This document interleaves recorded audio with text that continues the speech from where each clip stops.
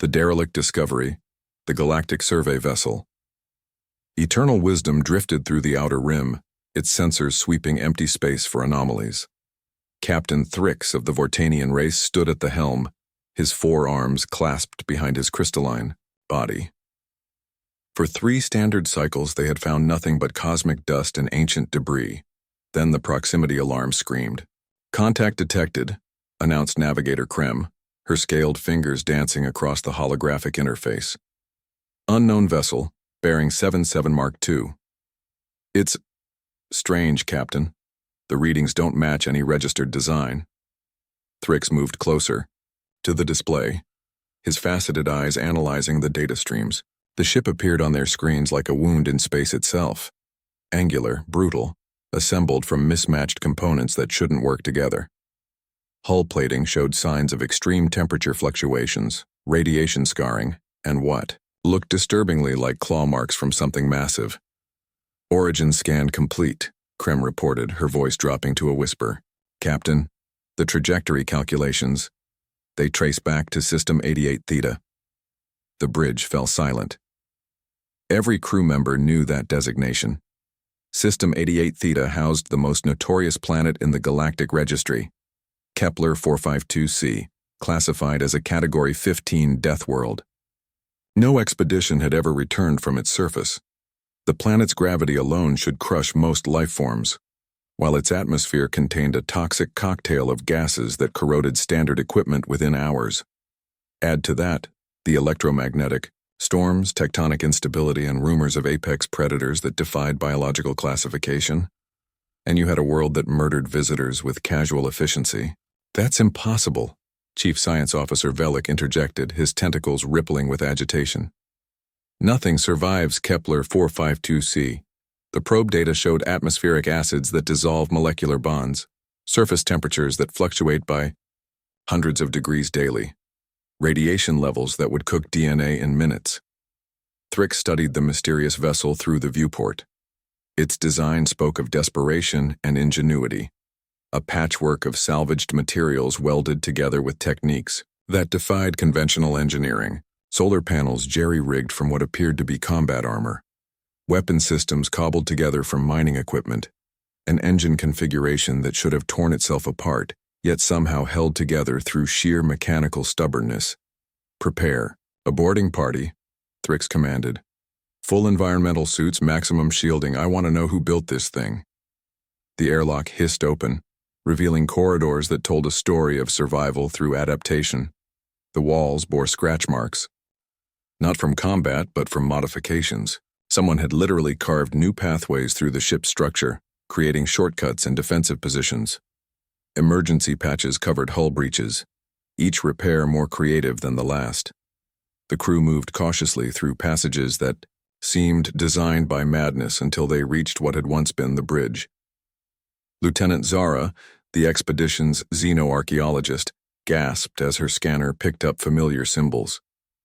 "Captain," she transmitted, "these markings, they're from the old Earth databases. This is human writing." The revelation sent shockwaves through the boarding party.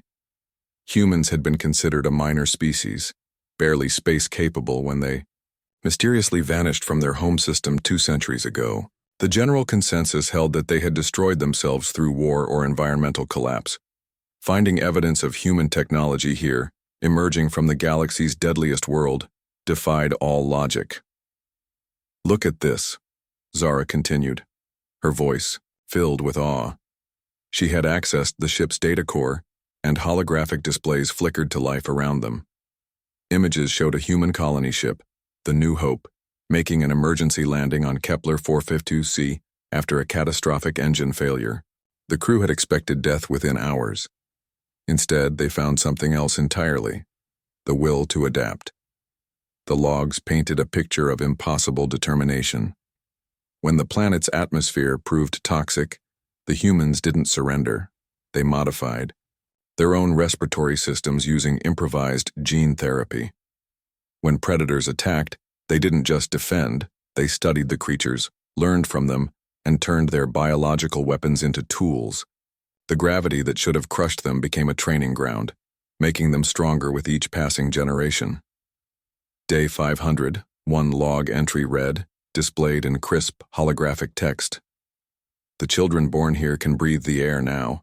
Their bones are denser, their muscles adapted to the gravity. We thought this world would kill us. Instead, it's making us into something new, something stronger. Thrix watched the data stream with growing unease. The humans hadn't just survived. Kepler 452c, they had conquered it. Images showed settlements built into cliff faces using the planet's violent weather as a power source. Factories that processed the toxic atmosphere into fuel. Hunters who rode the very predators that had once terrorized them. Captain, Velik's voice crackled through the comm, tight with fear. I'm reading something else.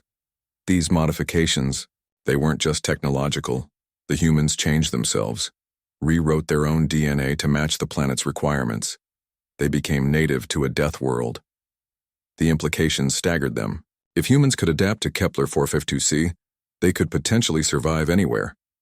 No environment would be too hostile, no challenge too great. They had turned evolution into a tool, wielding it with the same casual expertise they applied to their improvised technology.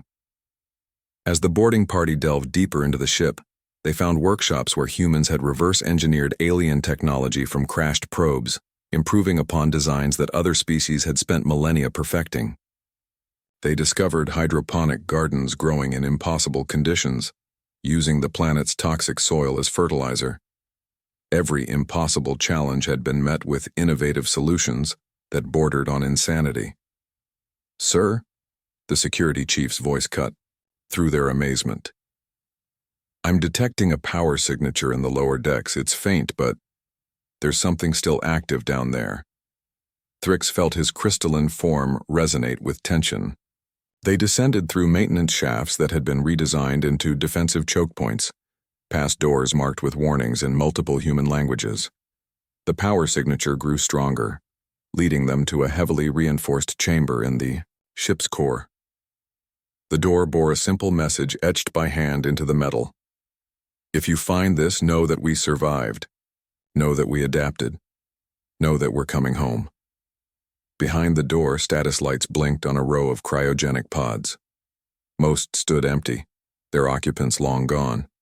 But one still hummed with power, its displays showing active life signs. Through the frosted glass, they could make out a figure, humanoid in shape but changed by generations of adaptation to impossibility itself. As they stood before the pod, proximity sensors triggered an automated message. A human voice, weathered by years but still defiant, filled the chamber. "This is Captain Marcus Chen of the adapted colony New Kepler. If you're hearing this, you've found our messenger. We've spent 50 years learning to call a death world home. 50 years becoming something more than we were. Now we're ready to return to the stars. And we're not coming alone." The pod systems began cycling up, ice crystals falling away from the viewing window. Inside, something stirred. Something that had been human once, but had been forged in the crucible of a world that killed everything else. The galaxy had categorized planets by their hostility to life. They had never considered that some forms of life might categorize hostility as an opportunity. As the pod's occupant began to wake, Thrix realized with crystalline clarity that the universe was about to meet a species that didn't just survive death worlds, they sought them out, and they were coming back. The living nightmare. The cryopod hissed open like an ancient tomb, releasing a cloud of vapor that sparkled with ice crystals. The figure within moved with deliberate slowness, each motion precise and calculated.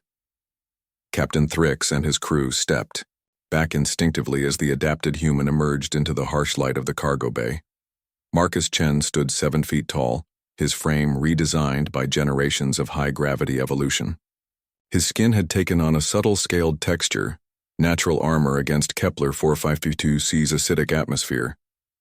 His eyes, when they opened, revealed pupils that dilated and contracted independently, adapted to the wild light fluctuations of his adopted world. When he breathed, his chest expanded in ways that suggested modified lung capacity far beyond human normal. 53 years, Marcus said, his voice carrying harmonics that made the universal translator struggle. I've slept for 53 years dreaming of this moment. Thrix found his voice, though his crystalline form resonated with uncertainty. You are human? Marcus smiled, revealing teeth that had evolved into something more versatile, capable of processing materials that would destroy normal human dentition. I was. Now? I'm what humans become when the universe tries to kill us. I'm what happens when you take a species built for adaptation and drop them in hell itself. He moved to the nearest portal, gazing out at the stars with an expression of longing mixed with predatory assessment. My grandparents crashed on Kepler 452c with 300 souls. The planet killed half of us in the first month. Atmospheric toxins, gravity stress, predators we couldn't even see coming. But humans have a peculiar trait. We get stubborn when we're cornered. Velik's tentacles writhed with nervous energy. The biological modifications we detected. How did you achieve such rapid evolutionary changes? Marcus turned, his adapted eyes focusing on each crew member simultaneously. Desperation breeds innovation. Our scientists were dying, but they used their final days to crack the genetic codes of Kepler's native species. We learned to borrow traits, poison resistance from the acid slugs, pressure tolerance from the deep cave dwellers, thermal regulation from the canyon beasts. Each generation we selected for survival traits. Each birth we moved further from baseline human. He gestured to his transformed form. By the third generation, our children could breathe the air. By the fifth, they could hunt the predators that had hunted us. By the 10th, we weren't surviving Kepler 452c anymore, we were thriving. But why? Zara asked, her archaeological mind reeling. Why not just repair your ships and leave? Marcus laughed, a sound that carried undertones. No human throat should produce. Leave? And go where? Back to worlds that coddle their inhabitants? Back to gravity that doesn't challenge us, air that doesn't force us to evolve? He shook his head. Kepler 452c taught us what we really are. Humans aren't meant for paradise. We're meant for struggle, for growth, for becoming more than our limitations. He walked to a terminal, his modified fingers dancing across keys with inhuman speed. Holographic displays erupted around them, showing images that defied comprehension. Cities carved into living rock, their architecture flowing with organic curves that seemed to grow rather than be built. Humans riding creatures that looked like nightmares given form, but riding them as partners, not conquerors. Children playing in storms that would strip flesh from normal bones, their laughter echoing through hurricane winds. We didn't just adapt to Kepler 452c, Marcus continued. We made it ours. We took every deadly aspect and turned it into a tool. The acid rain? We harvest it for chemical processing. The gravity storms? We use them to forge materials denser than anything in your databases. The predators? They're our partners now, our siblings in survival. Thrix studied the images with growing alarm. How many of you are there now? On Kepler, 40,000 give or take, but we're not alone. Marcus's smile widened. You see, once we mastered our first death world, we got curious. Started sending scouts to other Category 15 planets. Turns out humans can adapt to just about anything if we're motivated enough. The implications crashed through the room like a physical force.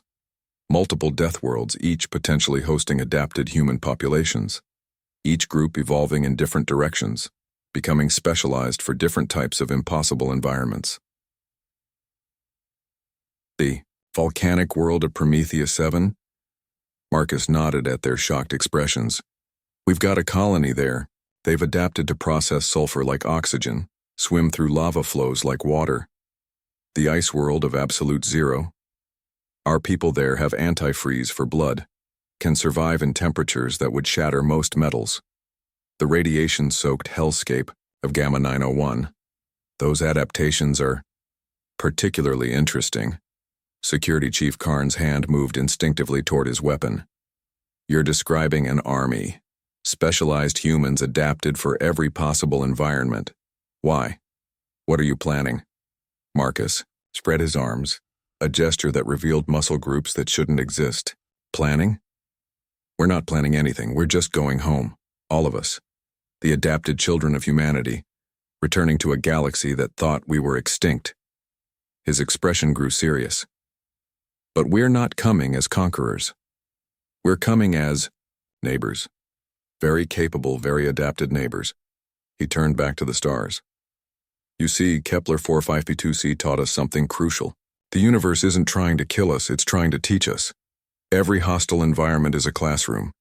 Every death world is a university. And humans? We're eternal students. Thrix felt his crystalline structure resonate with a complex mixture of fear and admiration. What do you want from us? Recognition, Marcus said simply. The galaxy wrote us off, classified death worlds as uninhabitable and forgot about them. But we've proven that with the right mindset, nowhere is uninhabitable. We want our place among the stars. We want to share what we've learned. He gestured to his modified form. Look at me. I can survive in environments that would kill any other sapient species. I can process toxins, withstand pressures, adapt to radiations. Imagine what we could do together. Imagine explorations into regions of space everyone else has written off as impossible. Zara stepped forward, scientific curiosity overcoming fear. The medical applications alone, your adaptations, could save billions of lives. Exactly, Marcus agreed. We're not monsters, we're not conquerors. We're humans who looked at the universe's worst-case scenarios and said, challenge accepted. We're proof that life doesn't just find a way, it finds a better way. He moved to the communication console. I'm going to send a signal now, not just to Kepler 452c, but to all our adapted colonies. Let them know it's time. Time to return to the greater galactic community. Time to show what humanity has become. As his fingers moved across the controls, Thrix made a decision that would reshape galactic politics forever. Wait, he said. If you're truly coming in peace, if you truly want to be part of the galactic community, then let us help. Let us prepare the way. The sudden appearance of adapted humans from death worlds will cause panic. But with proper introduction, with understanding, Marcus paused, studying the Vortanian captain. You would do this, knowing what we've become, knowing what we're capable of? Because of what you've become, Thrix corrected. The galaxy has grown stagnant, afraid of challenge, afraid of growth. Perhaps it's time we learned from humanity's example. Perhaps it's time we stopped fearing hostile environments and started seeing them as opportunities. Marcus extended his hand, a gesture achingly human despite the modifications. Then we have an accord. The adapted colonies will return gradually with coordination. We'll share our knowledge, our techniques, our discoveries. In exchange, we want full membership in the galactic community. No restrictions, no containment, no fear. As Thrix reached out with one crystalline arm to shake that transformed hand, he realized he was witnessing the dawn of a new era. Humanity hadn't died. It had metamorphosed. They hadn't been defeated by hostile worlds. They had been reforged by them. The message went out across the cosmos, reaching adapted human colonies on worlds that defied life itself. On volcanic Prometheus 7, humans who swam through magma received the signal. On frozen Absolute Zero, colonists with antifreeze blood looked up at foreign stars. On radiation-drenched Gamma 901, beings who fed on atomic decay prepared for a journey home. The galaxy had categorized worlds by their hostility to life. They had never imagined a species that would categorize that hostility as an invitation to grow stronger. As the first adapted colony ships began their long journey back to civilized space, carrying humans transformed by impossibility itself, the universe held its breath. Humanity was coming home. All of humanity, in forms that defied imagination, with capabilities that challenged understanding, with a simple message that would echo through history. We didn't just survive, we evolved, and we're ready to share what we've learned. The age of adaptation had begun, and the galaxy would never be the same.